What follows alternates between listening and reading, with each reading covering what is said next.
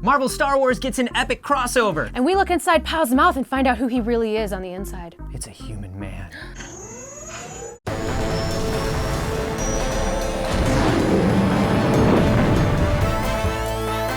This week on the Star Wars Show, Andy sits down with Against Me's Laura Jane Grace.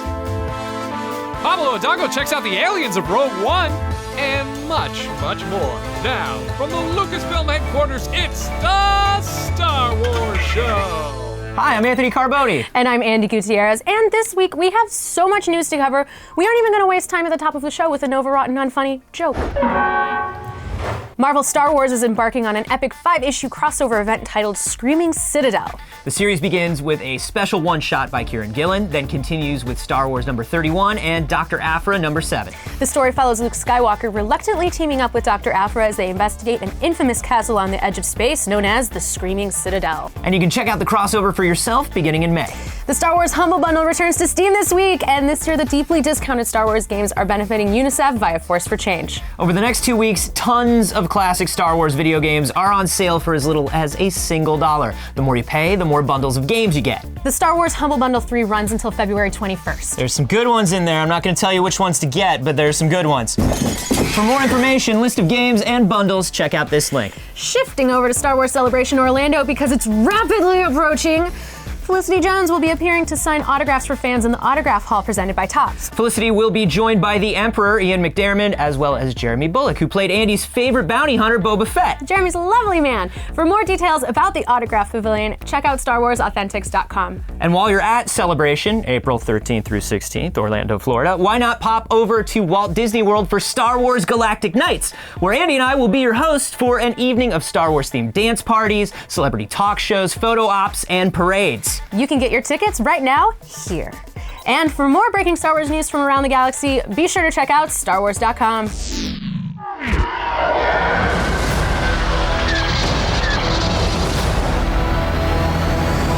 I'm here with Neal Scanlan, creature effects supervisor, and Neal's offered to walk us through creations here for the film. Some little interesting things about it is that when we were talking to Gareth about this character, he has this sort of muscle. He's a big, strong, heavy character.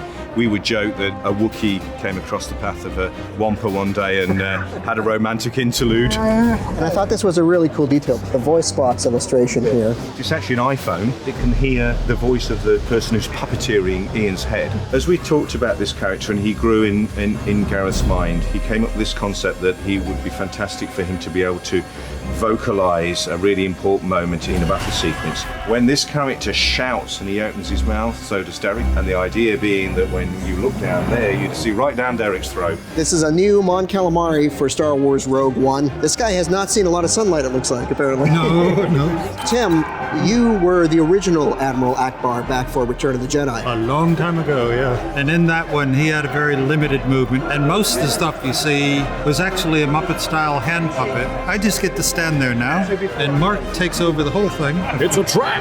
Right behind me, Nick Kellington is being suited up. He is getting his head on right now, and we're gonna watch him undergo a stills photography session. Now, it's your eyes that are underneath the mask. My eyes with contact lenses on, with kind of chimp orange contact lenses. This area is polarized texture photography. It just gives you a true color reference, and it also gives you a nice flat image, so if they needed to drop him into a CGI scene, they can light him from any direction. This is our 3D scanning system. So we have 46 DSLR cameras in here, and it will create an accurate 3D model. Thank you for joining us on the set of Rogue One. The captain says you are a friend. I will not kill you. Hey guys, welcome to the show, rock legend Laura Jane Grace. Thank you so much for joining us. I know you're on your book tour right now for your new book, Tranny Confessions of Rock's Most Infamous Anarchist Sellout. It's a mouthful. It is. It's a good title. Well, it's unfortunate that all the Star Wars memories were kind of cut and left out of the book. I always say, like in interviews, like my first memories were of gender dysphoria, but really it's my first memories were of gender dysphoria and Star Wars. And really legitimately, like some of my first memories are when Jedi came out and seeing at the movie theaters the cutouts and the promotion materials around it. So what would you say it was that really hooked you when you were a kid? Waiting for your real true path in life to reveal itself to you. You know, feeling like you didn't belong where you were were, you know, like just made such a severe impression on me. And at that age, like I played legitimately with the Star Wars toys, but then went on to later have them all boxed still and like be a serious collector. Although like 7-8 years ago, I went ahead and I just eBayed everything I had because I had too much, like, which was stupid and I regret it. But now since I have a 7-year-old, I've been slowly going back and like rebuying everything. So. Right. Was there anything that you kept, that you held on to, that you have? I did. You know Squid Face from Jedi, who it turns out was Jabba's accountant. So this was a toy that terrified me when I was a child, so much so that when my dad had to do a year in Korea, I made him take the toy with him because I was just too scared of it. But he brought it back and I've held on to it still has the cape and everything. But then to like all those years later learn that that was an accountant. Accountants can be really scary though. Right. So you've been introducing your daughter to Star Wars. I have, very much so. I originally showed her the first 3, and then like when we saw Force Awakens, I made her go back and we watched the prequels and we watched them all in sequential order again, and then went and saw Force Awakens again for a second time. I think we saw Force Awakens like 5 or 6 times in the theater. Did you find maybe a new appreciation for it since your daughter kind of had a fresh set of eyes? Totally, yeah. And I mean, really, like, she kind of changed me around on the prequels too, where like I asked her after watching them, like, okay, what was your favorite part? And she's like, oh, Jar Jar Binks, like hands down. And it like really made me realize, like, okay, fine, you know, like you got that out of that. That really appealed to you. Maybe I'm wrong about Jar Jar. Maybe there is redeeming qualities to Jar Jar. That's fantastic. Well, thank you so much for coming by. It was a real pleasure getting to meet you. The pleasure was all mine.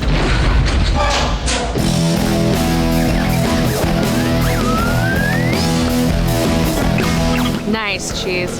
Hey guys, I am out here at the Lake Cunningham Skate Park, the largest skate park in California here in San Jose, and I'm gonna go talk to Tom Asta and Chris Cole about Star Wars and skateboarding.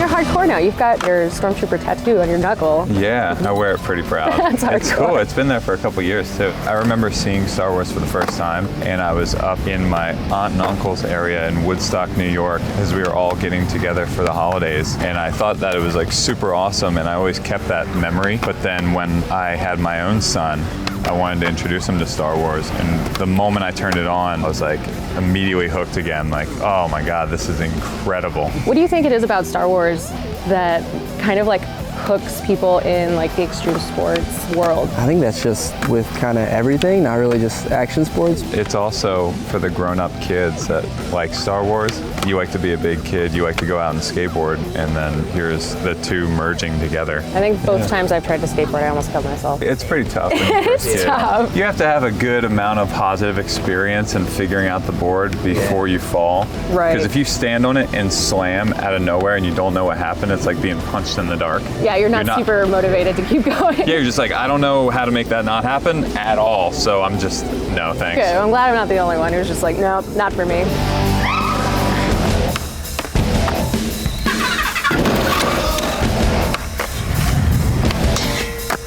That was awesome. Look at that, Andy Gutierrez, pro skater. That's right, catch me in the X Games this summer in professional skateboarding.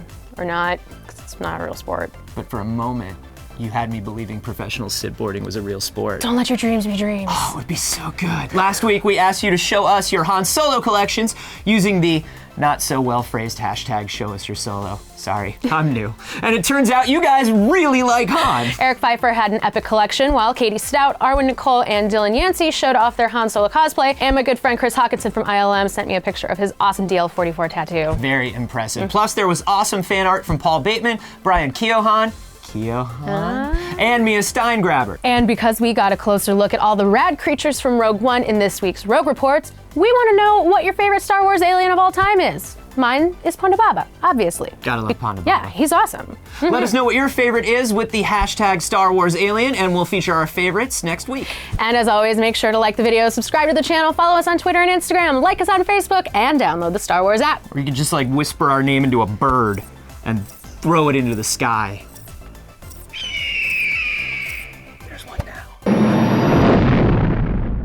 Let's go test these bad boys out.